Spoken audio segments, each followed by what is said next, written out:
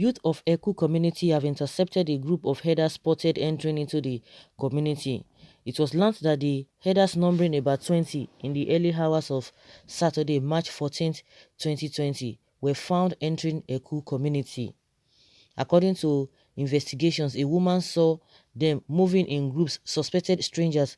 She immediately called one of the youths in Eku, who quickly rushed out to stop them, and after much interrogation, it was revealed that there is crisis currently going on in Jesse town between the herders and the community youth as a result of the several killings by the suspected herders. They ran out of Jesse in Haþp West local government of Delta State and traced their way to Eku community, but unluckily their plans failed as they were made to get out of the community through the intervention of Eku great youth. The youth sent the herders out of the community as the crowd kept eyes on them while they entered taxi to Benin. Ha. Items recovered from them includes charms, cutlasses, knives, dagger, among other dangerous weapons.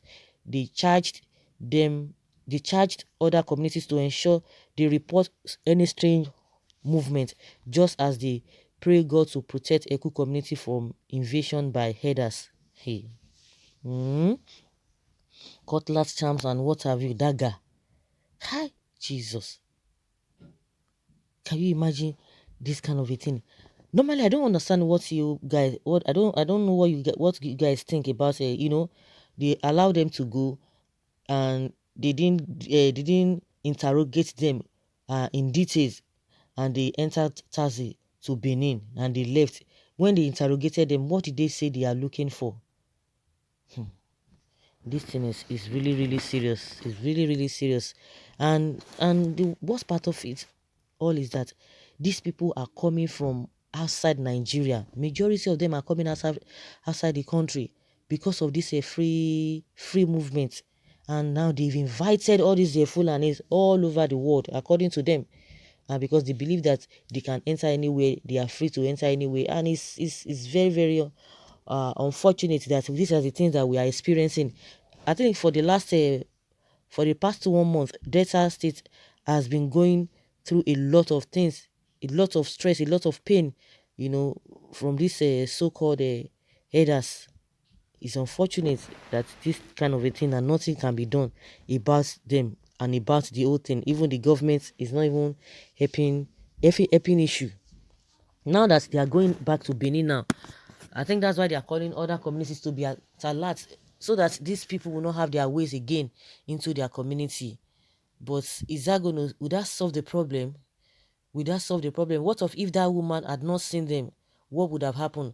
Other community might not be so lucky to see them. They must have entered, and they always go into bush and be committing all these atrocities. Why is it that these people cannot be arrested? Of course, the answer is just written boldly for us to see or everywhere. They cannot be arrested, nothing can be done. People just have to be living in fears day in, day out.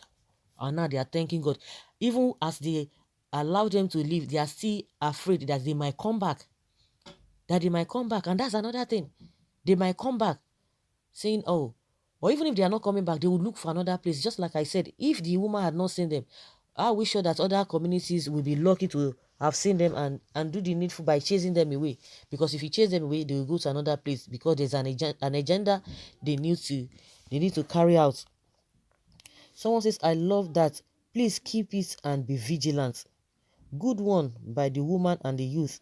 Eternal and unslumbering vigilance is the solution. Now so we go the day, you cannot have a rest of mind. You cannot sleep with your two eyes closed. That is how the whole thing has degenerated to. And I believe they left them so that they will not come for reprisal. But even at that, they still have that at the corner of their hearts that these guys must still want to come back.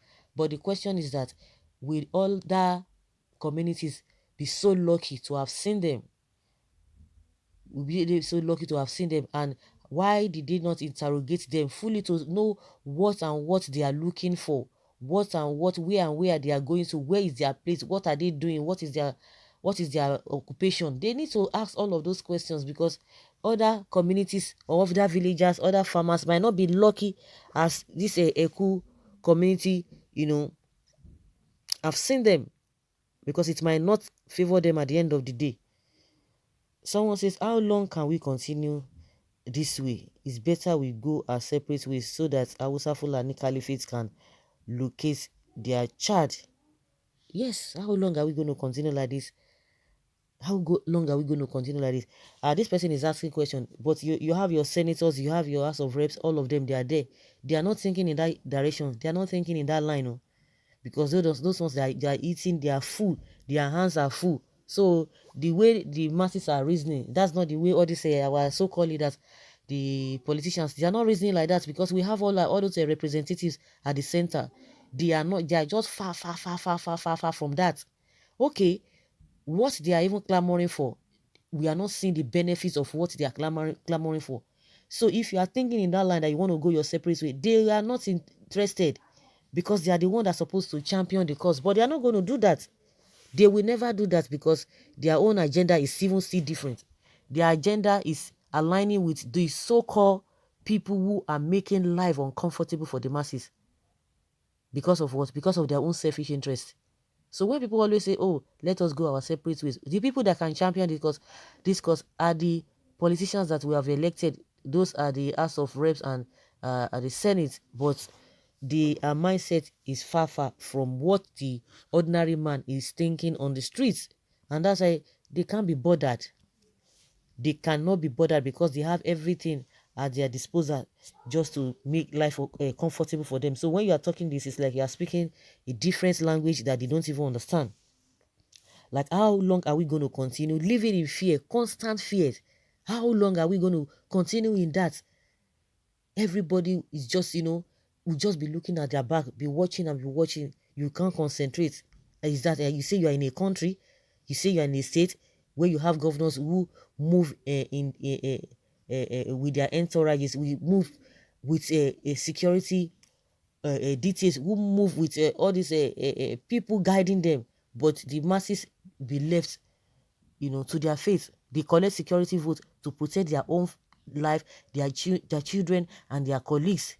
But the general masses, no, it is not their business. How long are we going to continue like that? It's just unfortunate. Someone says, great deterrence, love your action, keep it up, brothers. God bless the youth of that community. Good one, echo youth, not too much. Let all communities begin to chase them out till they return back to sender. Very good. You guys should be courageous. You should not be afraid. That is what people are telling them. They need to be courageous. Shouldn't be just Eku, but everywhere in the south. How many southerners are in the north? Or even if they are, can a southerner dare kill a chicken? That is not is that is not possible to do that kind of a thing. Someone say this is a nice one, good one. Delta State people, I hail you now. It's a good one, but the question is that will other communities be lucky as that? Like the woman saw them, like I said, the woman saw them and he alerted the youth. Can other what is it called, other communities be as lucky as that? Now they have left, according to what we are hearing now, according to the report, they've left that community and they went to Benin. They just saw them entering a car and just entered Benin. So Benin people should be at alert and be careful. And also between that Eku and Benin, we have a lot of villages. They might not even get to Benin, because we have a lot of villages which they can come down and begin to wander and begin to look for where they want to strike. But we pray that God will continue to expose them, because that is just what we can do now. And the people, every community should be vigilant, because like we know and we have seen on several occasions, the government is not ready to do anything. They are just playing lip service that they will do this, they will do that. The governor is still expecting Buhari to speak, to talk on this issue. The police are handicapped. They can't do anything. They are just looking. They are just waiting.